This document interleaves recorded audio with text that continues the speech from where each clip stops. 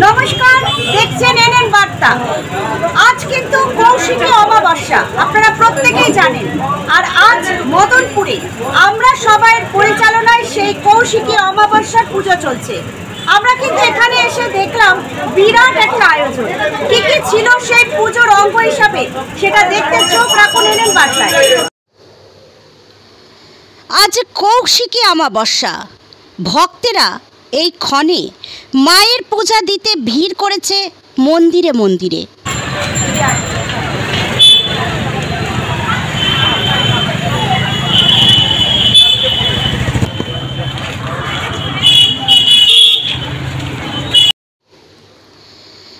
এরপর দেখুন আমরা সবাই এর পরিচালনায় আজ এই কৌশিকী অমাবস্যায় মদনপুরে অনুষ্ঠিত হলো তারাকালী পূজা। এবছর তাদের ৪র্থতম বর্ষ। খুব সামান্যতমভাবে শুরু হওয়া এই পুজো দিনে দিনে শ্রীবৃদ্ধি ঘটিয়ে আজ কিন্তু বড় আকার ধারণ করেছে। হাজার হাজার ভক্তবৃন্দেরা এই পুজোয় প্রসাদ গ্রহণ করেন, যেখানে থাকে না কোনো গোনাগন্তি।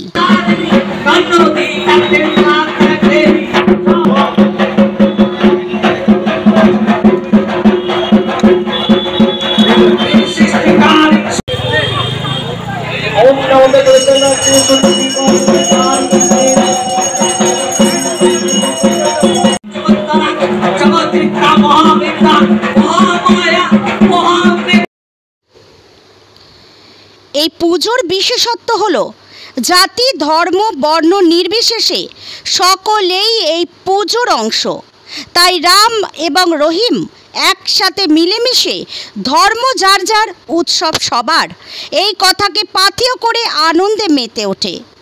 মৃন্ময়ী মায়ের চিন্ময়ী রূপ দেখার মতো। একদিকে ঢাকের বাদ্যি বাজছে, অপরদিকে মন্ত্র উচ্চারণে ব্যস্ত পুরোহিত মশাই। সব মিলিয়ে মায়েতে যে প্রাণ প্রতিষ্ঠা হয়েছে তা মায়ের মূর্তির দিকে তাকালেই বোঝা যাচ্ছে। দেখুন তারই কিছু অংশ এনএন বার্তায়।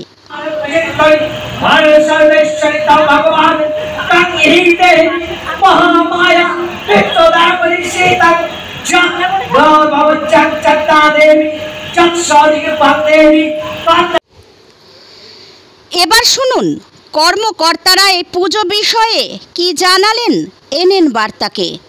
কিভাবে শুরু করলেন এই পুজো? এইটা শুরু করলাম প্রথম বছর যখন হয় তখন আমরা হঠাৎ 7 দিনে ঠিক করেছিলাম।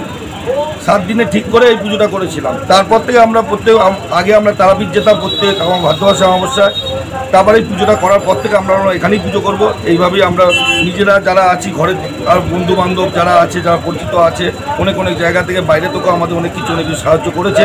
হ্যাঁ, তা আমাদের ঘরের ছেলেরা যারা আছে তারাও প্রচুর পরিমাণে আমাদের সবাইকে সাহায্য করে এই পুজোটা সবাই আমরা স্থাপিত করতে হবে। দাদা, প্রসাদ বিতরণ কর্মসূচি দেখছি, কতজন প্রসাদ কতজনের জন্যই প্রসাদ প্রস্তুত হয়? শোনেন, আমি 2023-এই আমার 1.5 কুইন্টাল ছিল চাল ডাল মিলে। এবারে 2 কুইন্টাল করেছি, কিন্তু তাও দেখছি মনে হচ্ছে ঠিক পূর্ণ হয়নি।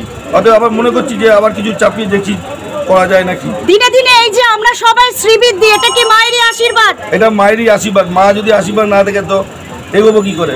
আর জনম দক্ষিণী মা আমার সামনে দাঁড়িয়ে আছে, বসে আছে। আমরা সবাইয়ের এই যে মায়ের পুজো, এতে অলৌকিকতা কখনো কিছু নজরে পড়েছে দাদা? না, আমাদের এমনি কিছু মনে পড়েনি। এবং আমরা শুধু নিষ্ঠাভাবে পুজো করি।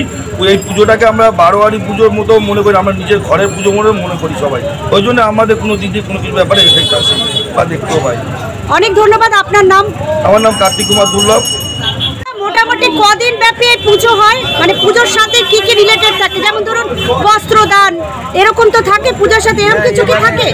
এবারে বস্ত্রদান আগামীবারে চেষ্টা করবো যে আরও ভালো করে করার।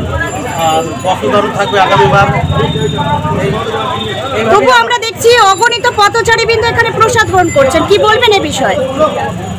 প্রসাদ আমাদের সবসময় হয়, এটা পুজো হলেই আমরা এটা প্রসাদ দিই। একেবারে আনলিমিটেড আমরা দেখতে পাচ্ছি। হ্যাঁ, আনলিমিটেড।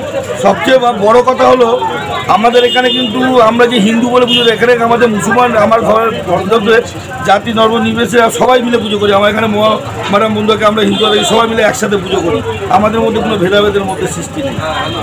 পুজো কমিটিতে আপনি একজন আমাদের গুরুজন সমপেক্ষ, কি বলবেন এই পুজো নিয়ে? এই পুজো নিয়ে আমার কয়েকটি কথা আছে, আপনাদের শোনার প্রয়োজন আছে।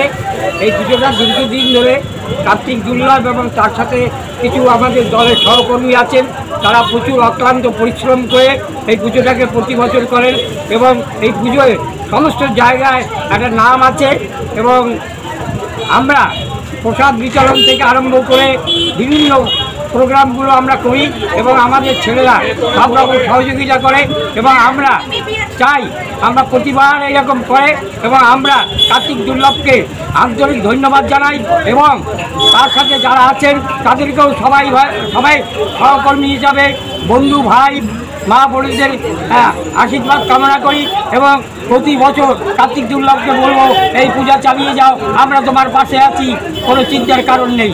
আপনার নাম? আমার নাম নারায়ণ দাস গুপ্ত, এস পরিবারী প্রেসিডেন্ট।